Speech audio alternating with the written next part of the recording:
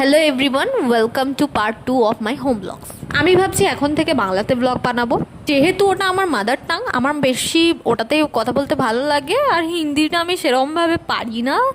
আর এখানে আমরা দুপুরবেলা তো দেখাচ্ছিলাম খুব বৃষ্টি হচ্ছিল, কিন্তু বিকেল অবধি এটা থেমে গেছিলো।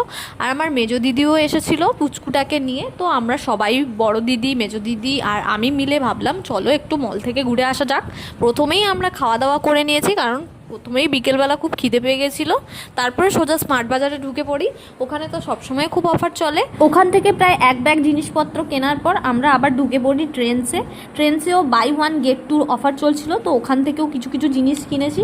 পুরো এই ব্যাগটা ভর্তি হয়ে গেছিলো জিনিসপত্রে। কী কী জিনিস নিয়েছি একটা হল তোমাদের সাথে আমি শেয়ার করব খুব তাড়াতাড়ি। আর এখানে তারপরে আমরা ওয়াও মোমোতে চলে যাই কিছু খাওয়ার জন্য। তো বেশি কিছু খাইনি, কারণ কি মাও বাড়িতে রান্নাবান্না করেছিল, আর পুচকুটারও খুব খিদে পেয়ে গেছিলো। তো বাড়িতে এসেই আবার ডিনার করে ফেলি। আচ্ছা, আজকে আর বেশি কিছু বলবো না, তোমরা একটু কমেন্ট করে জানিও তো বাংলায় ব্লগ বানাবো নাকি হিন্দিতে।